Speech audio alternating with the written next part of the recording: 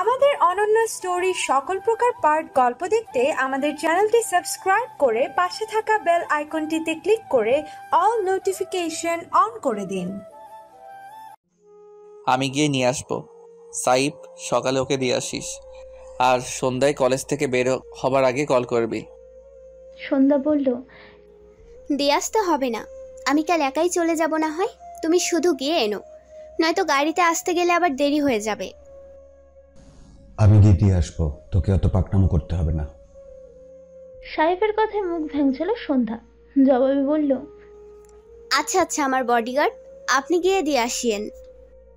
বলে হেসে দিল।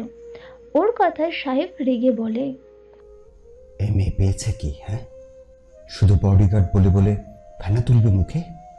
সময় মতো যখন পার্সোনাল বডিগার্ড হব তখন দেখিস কি কি করি। স্বামী রূপে বডিগার্ড হব তোর। ওর কথা সাহেব রেগে গেল। মনে মনে কথাগুলো সাহেব বলে রাগ নিয়ে চোখ ছোট ছোট করে বলল, তোর সাহস একটু দিন দিন বেড়ে যাচ্ছে না? দাঁড়া না, এসএসসিটা দিয়ে নে, রিক্সা চালক ধরে বিয়ে দিয়ে দেবো। তখন তোর বডিগার্ড হবে রিক্সা চালক। তখন যাইস রিক্সায় চড়ে চড়ে লং ড্রাইভে, হানিমুনে। আমার বাইকের পিছনে আর উঠতে হবে না তোকে, আমিও বেঁচে যাব। তখন তোর জায়গায় থাকবে আমার একটা সুন্দরী রূপসী গার্লফ্রেন্ড।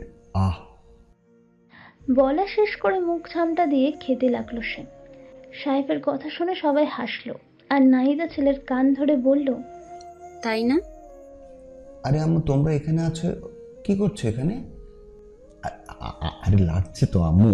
উফ উফ, ছাড়ো ভাই, কিছু বলো, তুমি লাগছে আমার। সন্ধ্যা বলল, ঠিক করছে তোমাকে, আমাকে রিক্সা চালকের সাথে বিয়ে দিবা না, তোমাকে সুন্দরী ওই পাড়ার ফতি পাগলের সাথে দিব। সাহেব ওর দিকে তাকিয়ে আনমনে বলল, সেই ফতি পাগল তোর রূপে চাই আমি, আমার পাগলি।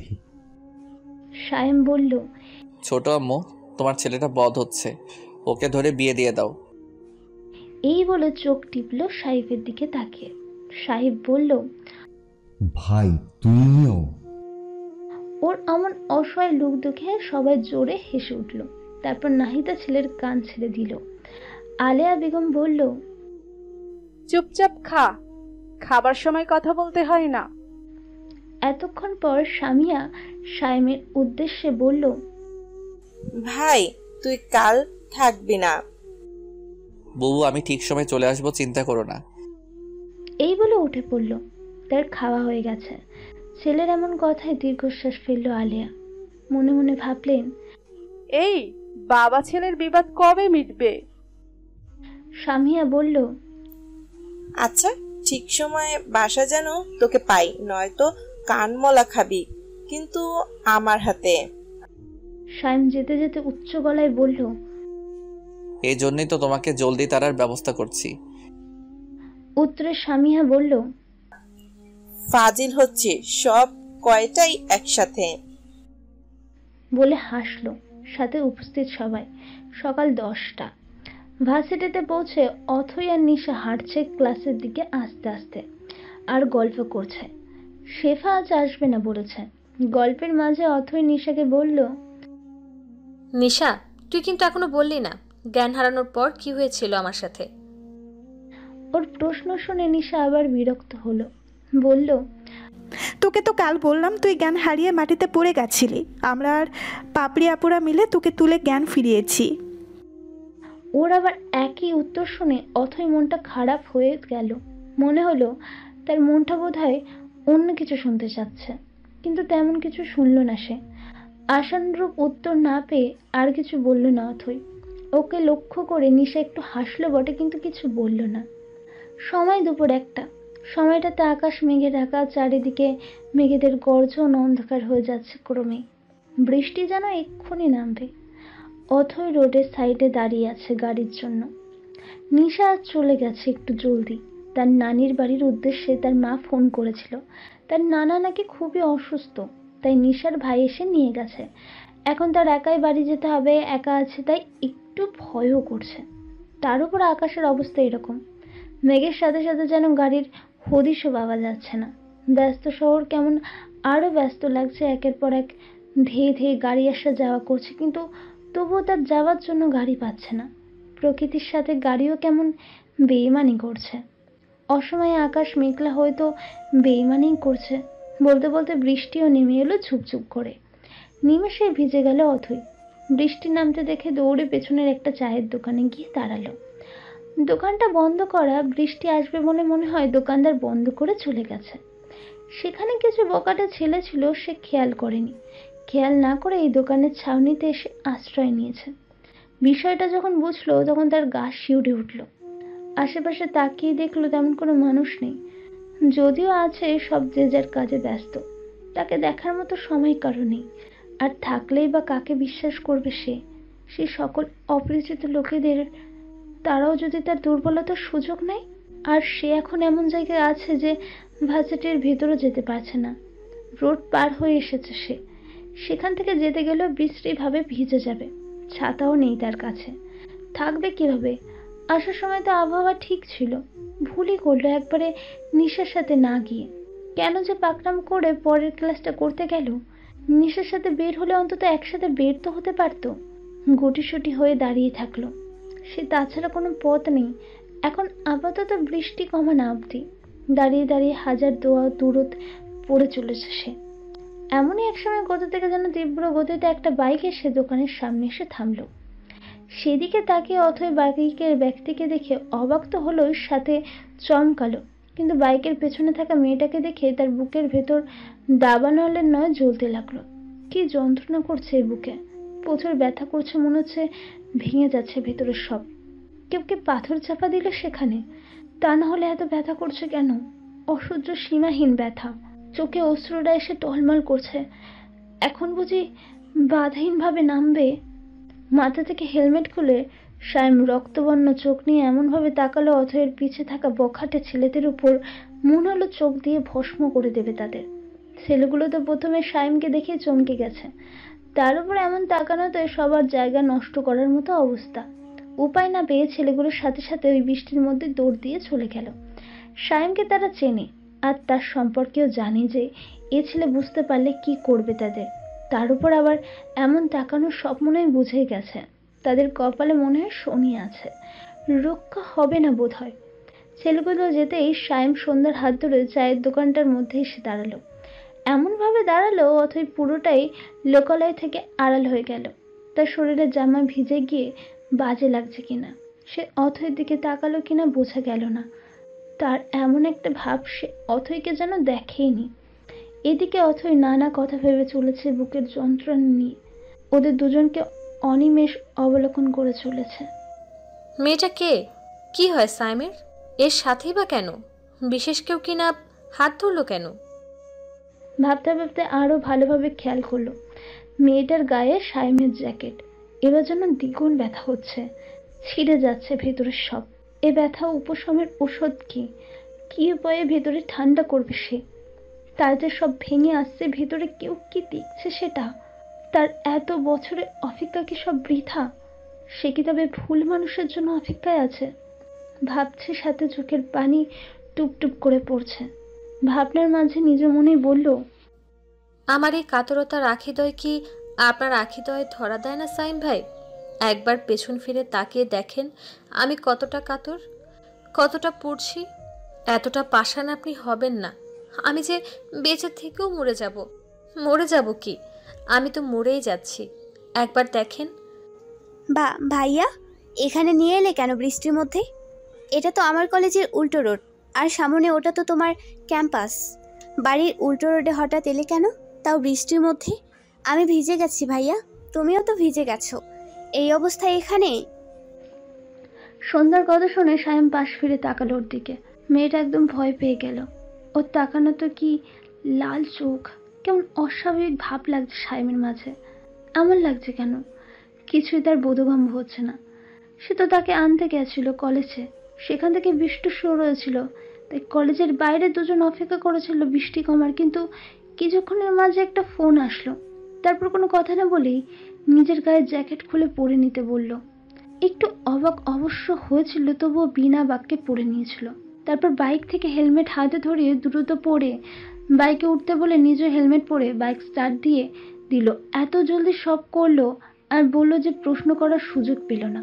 তারপরে বৃষ্টির মাঝে বাইক এত দ্রুত চালিয়ে যে চোখের পলকেই মনে হয় এখানে চলে এসেছে। সময়ও ঠাওয়ার করতে পারেনি সে। এখানে একটা জরুরি দরকার, 10 মিনিট লাগবে। তাছাড়া আজ আর আসতে পারবো না, তাই এখনই আসলাম। কথা না বলে কষ্ট করে কিছুক্ষণ চুপচাপ দাঁড়িয়ে থাকো। সাইম কথাগুলো এতটা কঠিন এবং ভারী স্বরে বলল, মনে হলো কত বয়স্ক মানুষ কথা বলছে। সন্ধ্যা একদম চুপসে গেল। সে জানে তার পাশে এই মানুষটা রেগে গেলে কতটা অস্বাভাবিক হয়ে ওঠে, আর এখন এই মুহূর্তে সে ততটা রেগে আছে যার কারণে তার কণ্ঠ আর চোখ দুটোই অস্বাভাবিক। সন্ধ্যার কোনো কথা বলতে পারল না। এদিকে ওদের সব কথা ভালো মতো শুনতে না পারলেও সন্ধ্যার ভাইয়া ডাকটা কানে ঠিকই স্পষ্ট আসলো অথয়ের বৃষ্টির মাঝেও। ভাইয়া ডাক শুনতেই চমকে উঠল সে। মনে মনে বলল, এটা কে? ভাইয়া বলছে। সাইমের যে বোন নেই এটা জানে সে, আর তার ছোট চাচার 2 মেয়েকে অনেকটাই চেনে, মাঝে মাঝে দেখে। আরেকজনের কথা শোনাচ্ছিল সে ওর ফুপির মেয়ে। সে কি তবে? হ্যাঁ, সেই হবে। মনে পড়তে একটু স্বস্তি পেল, কিন্তু বেশিক্ষণ থাকলো না স্বস্তিটা। আবারও বাজে ভাবনা হানা দিল মনে। ফুপুর মেয়ে হবে তার সাথে কেন এখন বৃষ্টির মধ্যে? কোথায় গেছিল তারা? সাইমের তো এখন ক্যাম্পাসে থাকার কথা, আর জ্যাকেট গায়ে, হাত ধরা, এসব ভেবেই আর স্বস্তি পেল না। আবারও চিনচিনে ব্যথা হচ্ছে বুকে। বৃষ্টি এবার অনেকটা কমে গেছে, নেই বললেই চলে। একটু একটু পড়ছে শুধু। তার মধ্যে দৌড়াতে দৌড়াতে রাহাফ আর শাওন আসছে। হাতে ছাতা, দূর থেকে রোডের ওপাশ থেকে জোরে জোরে ডেকে উঠল, সাইম। সেদিকে তিনজনই নজর দিল, দেখলো রাহাফ শাওন দৌড়ে রাস্তা পার হচ্ছে। নিমেষে এসে হাজির হলো দুজন। শাওন এসেই সিএনজি দেখতে শুরু করে দিল, আর রাহাফ একবার পিছে থাকা অথৈকে দেখে নিল। চোখ ফিরিয়ে সাইমের উদ্দেশ্যে বলল, সরি দোস্ত, আই এম রিয়েলি সরি। এমনভাবে বলল যেন অনেক বড় অপরাধ করেছে সে। তেমনি অসহায়ভাবে বলল। অথৈ এবং সন্ধ্যার বোধগম্য হলো না যে এসে এমনই সরি কেন বলছে। শাওন সিএনজি ঠিক করে এসে বলল, সুইটস বোন, এই সিএনজিতে উঠে পড়ো, জলদি ওঠো, নয়তো আর পাবে না। আসো, জলদি আসো। শাওনের এই কথা শুনে যার পরনে অবাক হলো অথৈ। এসে কথা না বলে সিএনজি ঠিক করে আবার ওকে বলছে উঠে পড়তে। কি বলবে বুঝতে পারল না। সে তো গাড়ির জন্যই ওয়েট করছে। তাই কিছু না বলে আস্তে আস্তে গাড়ির দিকে এগোলো, আর সাইমকে দেখলো। মনে মনে অনেকটা অভিমান জন্মালো সাইমের প্রতি। এখানে এতক্ষণ এসেছে, একটা কথা তো বললই না, তার উপর এমনভাবে দাঁড়িয়ে আছে যেন তার কোনো অস্তিত্বই এখানে নেই। খুব অভিমান করলো সে। মনের কষ্ট নিয়ে গাড়িতে উঠল সে। ওটা সাইমের দিকে একবার তাকিয়ে চোখ ফিরিয়ে নিল। চলে গেল গাড়ি। এইসব ঘটনা সন্ধ্যা অবুঝের মতো দেখে গেল। শাওনের কথায় সে পেছনের মেয়েটাকে খেয়াল করেছে শুধু, কিন্তু চিনল না। কে এই মেয়ে বুঝলো না শাওন। ভাইয়া চিনেই বা কিভাবে? এমন প্রশ্ন উকি দিল মনে, তাই প্রশ্ন করেই বসলো, ভাইয়া কে ও? তুমি চেনো আপুটাকে? সন্ধ্যা, চলো, দেরি হয়ে যাচ্ছে আমাদের, জলদি আয়। বলে চোখের পলকে বাইকের দিকে বসলো সায়েম। সন্ধ্যা সায়েমের কথায় তার দিকে তাকালো। সায়েমের তাড়া দেওয়াতে আর কোনো প্রশ্ন করতে পারল না। শাওনও জবাব দিল না। সন্ধ্যা বাইকে গিয়ে বসলো, তখনই চোখের পলকে বাইক চলে গেল। ওদের যাওয়ার পরে রাহাফ আর শাওন অনিমেষ তাকিয়ে রইল। ভেতর থেকে একটা দীর্ঘশ্বাস বের হলো। সায়ন বলল, দোস্ত, আমার তো ভয় লাগতেছে। এই কোনো কিছু করে না বসে কি রকম অভিজ্ঞতা হয়ে গেছে দেখছিস? এইটা ঝড়ের পূর্বাভাস। বুঝতেছি, কিন্তু কি করার? আমরা তো একটুও ঠিক পাইনি। আর মেয়েটা একা বের হয়েছে তাও জানতাম না। নিশার কি হয়েছে? ও কই? বুঝতেছি না, নিশাকে জিজ্ঞেস করতে হইব। বলে দুজন কথার ইতি টেনে ক্যাম্পাসের দিকে গেল। সেখান থেকে বাইক নিয়ে বাসার পথ ধরল। বাসায় পৌঁছে অথৈ দেখলো তার বোন চলে এসেছে। দরজা সেই খুলেছে। বোনকে দেখে মনটা হালকা হয়ে গেল। হেসে উঠে জড়িয়ে ধরল। অন্তরা বোনকে ছাড়িয়ে ভালোভাবে পর্যবেক্ষণ করে দেখে চোখ মুখ কুচকালো, শরীর ভেজা, তার সাথে চোখ মুখের অবস্থা কাহিল, একদম ফুলে লাল হয়ে আছে। অনেকক্ষণ কান্না করলে যেমন হয় ঠিক তেমন। প্রশ্ন করল বোনকে, তোর এই অবস্থা কেন? ভিজেছিস কেন?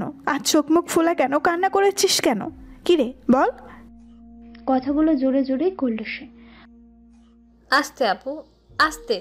চেঁচাচ্ছ কেন? একসাথে এত প্রশ্ন করলে কোনটার উত্তর দিব? আসতে গিয়ে ভিজে গেছি, ছাতা ছিল না, যার ফলে এই অবস্থা। অন্তরার কথায় ভেতর থেকে অন্তরার স্বামী মেহেদি সহ অথয়ের বাবা মা বের হয়ে আসলো।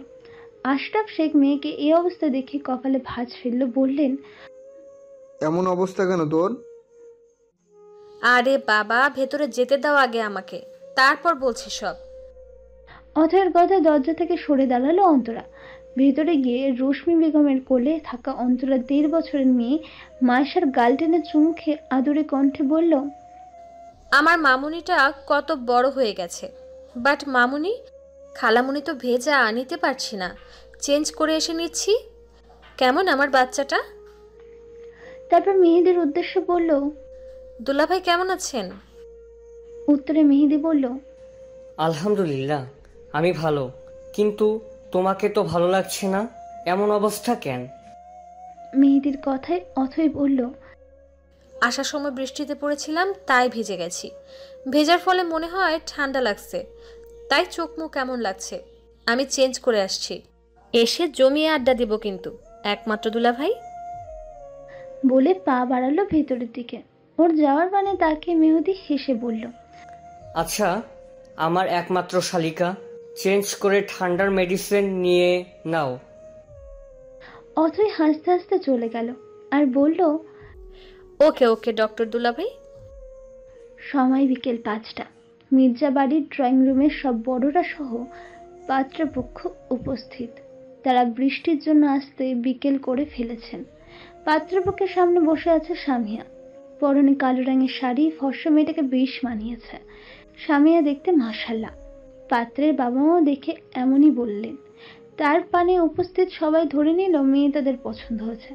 তাদের ভাবনার মাঝে পাত্রের মা সিরাজ মির্জার উদ্দেশ্যে বলে উঠলেন, মেয়ে আমাদের পছন্দ হয়েছে ভাইজান। মেয়ে মাশাআল্লাহ আমার ঘরের লক্ষ্মী, আমি এমনিই চেয়েছি। এখন আপনারা আপনাদের মতামত বলুন, চাইলে আমার ছেলেকেও জিজ্ঞাসাবাদ করে যাচাই বাছাই করতে পারেন, আমাদের আপত্তি নেই। তেমন হলে আজই আমরা আংটি পরিয়ে যাব। তারপর শাহিনা অর্থাৎ পাত্রের মা ছেলের শুভর উদ্দেশ্যে বললেন, তোর মতামত বল, আপত্তি আছে আজই আংটি পরিয়ে গেলে?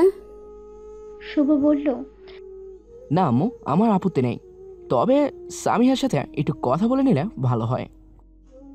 শুভর এই কথা শুনে উপস্থিত সবাই সম্মিত দিল।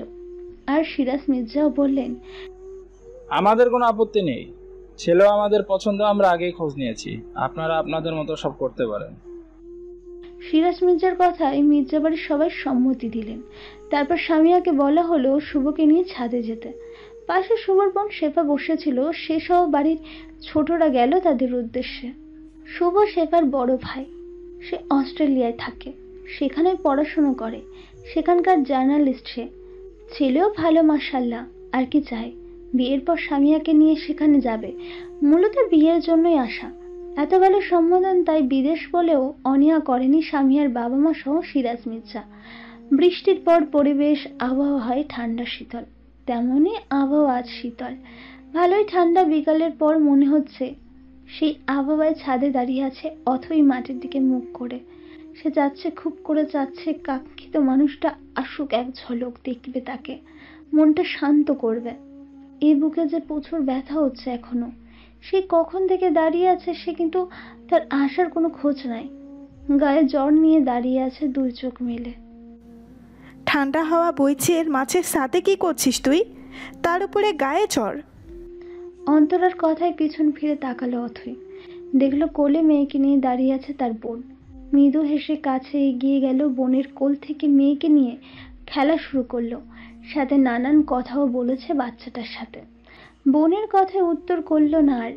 এমন ভাবলেশীন ব্যবহার লক্ষ্য করলো অন্তরা। বোন তো এমন করে না, সে আসলে পাগল হয়ে থাকে। সে মেয়ে এমন মনমরা কেন? ভালোভাবে পর্যবেক্ষণ করলো সে। কেমন মনমরা লাগছে, কিছু কি হয়েছে? সেও যে এমন একটা সময় পার করে এসেছে। বোনকে বোঝাতে বলল, কিছু কথা জানিস তো মনি, আমাদের সবার হৃদয়ে একান্ত একটা নিজস্ব জগৎ থাকে, একান্ত একটা নিজের মানুষ লাগে যাকে একান্তে আমার বলে সম্বোধন করতে চাই। আমার শব্দটা কিন্তু নিজ একান্তের অধিকারের শব্দ। সে একান্ত আমার মানুষটার কাছে আমার শেষও হয়ে যেতে চাই। আমরা চাই সেই মানুষটা আমাদের খামখেয়ালি বুঝুক, আমাদের রাগ অভিমান দুঃখ সব কষ্ট বুঝুক, আমরা না বলতেই বুঝুক। বোনের এসব কথায় চমকে পাশ ফিরে বোনের দিকে তাকালো অথই। কেমন রহস্য কথা, এমন কথা বলল কেন তার বোন? তাকে ভালোভাবে পর্যবেক্ষণ করে বলল, আপা। অন্তরা মলিন হাসলো, বোনের দিকে তাকিয়ে বলল, জানিস মনি, আমি একসময় কারো কাছে অনেক কিছু আশা করতাম। আমার সে নিজস্ব জগতে তাকে খুব করে চাইতাম, আমার করে চাইতাম, এতটা চাইতাম তাকে, তার জন্য কত শত পাগলামো করতাম, এমন সব পাগলামো করতাম যেন তার একটা ইশারায় তার কাছে, তার জন্য আমিও শেষ হতে রাজি থাকতাম। কিন্তু আফসোস, সে আমার সেই খামখেয়ালি কষ্ট বোঝেনি, নিজেকে শুধু তার কাছে প্রকাশ করে গেছি। অপাত্যে দান করেছিলাম আমার প্রথম অনুভূতি, আশা চাওয়া সব। একসময় তার জন্য অনেক অভিমান জন্মালো, ভেতরে একটা চাপা কষ্ট নিয়ে হাল ছেড়ে দিলাম। তারপর কিছুদিন পরে বিয়ে হয়ে গেল। ওই যে বললাম না, নিজস্ব একটা একান্তের মানুষ লাগে নিজের জন্য। সেই মানুষটা কে জানিস? তোর দুলাভাই। আমি বুঝিনি আমার ভাঙা হৃদয়ে সে এসে জায়গা করবে, সেই হবে আমার একান্ত নিজের মানুষ। আমাকে গোছানোর জন্য আল্লাহ তাকে আমার স্বামী রূপে দিয়েছেন। আমার এলোমেলো মন তার জন্য গোছানো হয়েছে, পুরো আমিটাকেই সে গুছিয়ে নিয়েছে। আমি সব বলার পর সে আমাকে নিজের মতো করে আগলে নিয়ে সব কিছু বুঝিয়েছে, আমাকে সময় দিয়েছে। তার এত এত ভালোবাসা, কেয়ার আমি অপেক্ষা করতে পারিনি। সে এখন একান্ত আমার, তাকে এখন আমি আমার বলে সম্বোধন করতে পারি নিজস্ব অধিকার নিয়ে। সে এখন আমার অধিকার। জীবনে কতটা বিচিত্রই না রে মনি। দেখ, একটু ভালোবাসার জন্য একটু সুখের নেশায় একজনের কাছে ঘুরতাম, সেই সুখ আল্লাহ মনে হয় আমার জন্য তার কাছে দেখেছিলেন না, যার জন্য সেই সুখ আমাকে তিনি দেননি। আল্লাহ আমাকে সঠিক সুখ দিয়েছেন। এতগুলো কথা একভাবে বলে হাঁপিয়ে উঠল অন্তরা। দীর্ঘশ্বাস নিয়ে অথয়ের দিকে তাকালো। অথয় তার দিকেই তাকিয়ে আছে, নজর তার আহত। বোন এ কি বলল তাকে? তার বোনও কারোর জন্য কষ্ট ভোগ করেছে। সব কথা মন দিয়ে শুনে বুদ্ধিমতী অথয় বুঝে গেল, তাহলে কি সেও তার প্রথম অনুভূতি অপাত্রে দান করেছে? এসব ভালোবাসা, পাকলামো অনুভূতির কোনো মূল্য নেই। সাইমের প্রতি এত ভালোবাসা সবটার তো অদেখা, অজানা। তার কাছে যদি তার প্রেম জাহির করে, সেও কি তাকে ফিরিয়ে দেবে? তাকে কি তার পাওয়া হবে না? হবে না তার সেই বসন্তকে পাওয়া? সেই মানুষটা তার মনে প্রথম বসন্তের ছোঁয়া দিয়েছে, সে কি তাহলে তাকে যন্ত্রণা দেবে? সে কি তবে জেনে শুনে বিষ পান করেছে মধু ভেবে? এসব ভাবতেই বুকটা চারগুণ ভারী হয়ে আসলো, নিঃশ্বাস বন্ধ হয়ে আসছে, জ্বালা করছে বুকে। চোখে টলমল পানি। অথয়ের ভাবনার মাঝে অন্তরা আবার বলল,